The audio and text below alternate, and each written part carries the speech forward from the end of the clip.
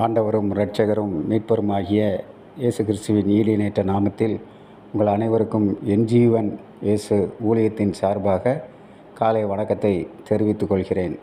எங்கள் ஊழியத்தின் சார்பாக இன்றைய தேவ சத்தமாக எடுத்துக்கொண்ட வேத பகுதி அப்போஸ்தலனாகிய பரிசுத்த பவுல் பிலிப்பியருக்கு எழுதின 4வது அதிகாரம் 19வது வசனம். என் தேவன் தம்முடைய ஐசுவரியத்தின்படி உங்கள் குறைவையெல்லாம் கிறிஸ்து இயேசுவுக்குள் மகிமையிலே நிறைவாக்குவார்.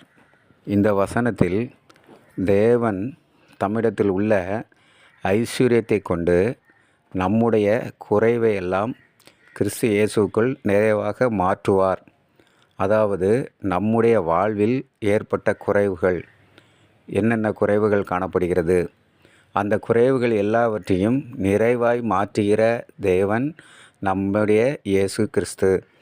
அவர் ஐஸ்வர்யத்தில் மிகுந்த தேவனாய் இருக்கிறபடியால் அவரை நாம் முழுமையாக நம்பிக்கொண்டு பற்றி கொண்டு இருப்போமானால் நம்முடைய வாழ்வில் உள்ள குறைவுகளை எல்லாம் நிறைவாக்குவார். கானாவூர் கல்யாண வீட்டில் திராட்சை ரசம் குறைவுபட்ட போது இயேசு கிறிஸ்து தன்னுடைய பிதாவின் சித்தத்தின்படி அந்த குறைவை நிறைவாய் மாற்றி கொடுத்தார். அதே போல் 5 அப்பம் 2 மீன்களை கொண்டு 5000 பேருக்கு போஷித்து மீதியான கூடைகள் நிறைய எடுக்க கிருபை செய்தார். நம்முடைய வாழ்வில் இன்று என்னென்ன குறைவுகள் காணப்படுகிறதோ கவலைப்படாமல் ஆண்டவராகிய இயேசு கிறிஸ்துவை நாம் நோக்கி பார்க்கும்போது நம்முடைய வாழ்வில் உள்ள குறைகள் எல்லாவற்றையும் நிறைவாய் மாற்றித்தர ஆண்டவர் காத்து கொண்டிருக்கிறார். ஆகவே நாம் ஆண்டவரை நோக்கி பார்ப்போம், நம்முடைய குறைவை நிறைவாய் மாற்றுவோம். ஆமேன், ஆமேன்.